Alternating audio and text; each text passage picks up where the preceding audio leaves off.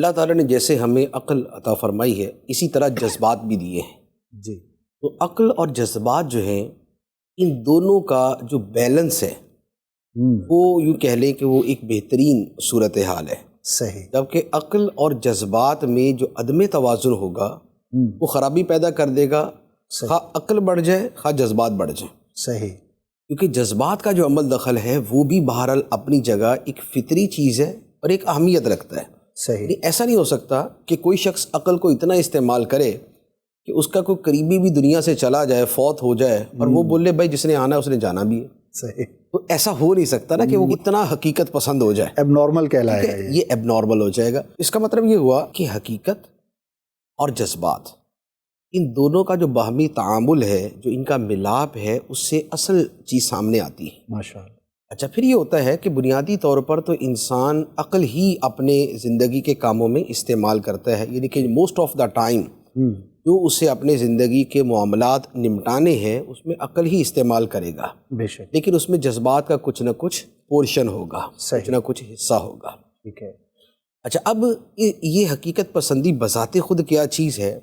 تو اس کے لیے جو اس سے کنٹراڈکٹ چیزیں ہیں، صحیح، اس سے مد مقابل جو چیزیں کھڑی ہوتی ہیں، اگر ہم ان کے معنی کو سمجھ جائیں گے تو اس کا معنی سمجھنا بھی آسان ہو جائے گا. بجا. اور یہ ایسے ہے کہ جیسے اندھیرے کو سمجھنے کے لیے روشنی کا جاننا اور روشنی کو سمجھنے کے لیے اندھیرے کا جاننا ضروری ہے. بے شک. اب معاملہ یہ ہے کہ ہم ایک لفظ سنتے ہیں، خوش فہمی.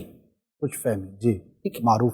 اب خوش فہمی کا لفظ ذہن میں آتے ساتھ ہی ہوتا ہے کہ جو بندہ ضرورت سے زیادہ اچھے گمانوں کی دنیا میں رہتا ہے جی، وہ خوش فہمی کا شکار ہے. ایسا ہے. اچھا، اسی طرح ہم ایک لفظ استعمال کرتے ہیں امید پسندی یا امید پرستی. جی. اس کا مطلب یہ ہے کہ ایک آدمی جو ہے وہ ہوپ فل رہتا ہے، آپٹیمسٹک رہتا ہے. اچھا، ایک سرٹن حد تک یہ چیز پازیٹیو ہے. ٹھیک ہے. لیکن حد سے زیادہ امید پرستی جو ہے یہ نقصان دہ ہے. صحیح. اچھا، اس کے مد مقابل آ جاتی ہے مایوسی. جی. مایوسی بھی ایک ذہنی کیفیت ہے. ایک آدمی ہر شے کے اندر مایوسی کا پہلو ہی سامنے رکھتا ہے. جی. اور اس کی نظر میں نہ کبھی کچھ صحیح ہوا ہے، نہ ہونا ہے، نہ ہوگا. جی.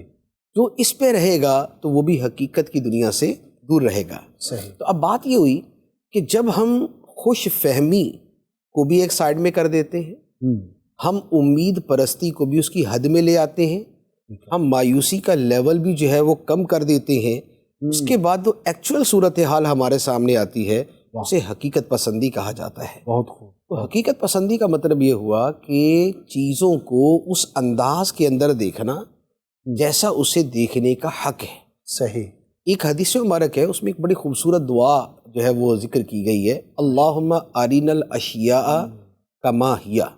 جی. اے اللہ ہمیں چیزیں ایسے ہی دکھا جیسے وہ ہیں. اللہ اکبر. تو ہمیں حقیقتوں کا ادراک ہو جائے، ہمیں اس کی صحیح صورتحال کا ادراک ہو جائے کہ وہ شے کیسی ہے. سبحان اللہ. تو اب اپنی زندگی کے اندر بھی یہ جو جتنی ایک فیملی آپ کہہ لیں، فیملی ورڈز ہیں جی، کہ جو ہے وہ امید پرستی ہے اور مایوسی پرستی ہے اور حقیقت پسندی ہے، یہ جو فیملی ورڈز ہیں جب یہ اعتدال پہ آ جائیں گے تو وہاں پر حقیقت پسندی کا وجود ہوگا. ماشاءاللہ. اس میں گویا یوں سمجھ لیں کہ آپ اسباب و وسائل کو بھی استعمال کرتے ہیں، اس کے ساتھ اپنی حقیقی صلاحیتوں کو بھی یوز کرتے ہیں، اور اس کے بعد جو نتائج ہیں اس میں بھی آپ یہ سمجھتے ہیں کہ ان صلاحیتوں اور ان اسباب کی موجودگی میں نتیجہ کیا نکلنا چاہیے.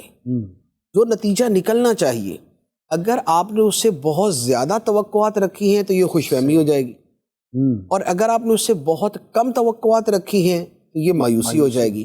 تو ان بٹوین جو سچویشن بنتی ہے یہ حقیقت پسندی کہلاتی ہے، اور یہ یوں کہہ لیں کہ یہ ایک قسم کے اعتدال کا نام ہے. ماشاءاللہ. اور اعتدال وہ چیز ہے کہ جو ہمارے دین کے بنیادی اصولوں میں سے ہے اور ایون کہ جو زندگی کے بنیادی اصولوں میں سے ہے. جیسے قرآن مجید کی آیت ہے، ان اللہ یأمر بالعدل، بے شک اللہ اعتدال کا حکم دیتا ہے، اعتدال کا حکم دیتا ہے. اسی طرح حدیث مبارک ہے، فرمایا خیر الامور اوسطها، بہترین طرز عمل وہ ہے جو میانہ روی والا ہو، اس میں اعتدال کی صورت اختیار کی جائے.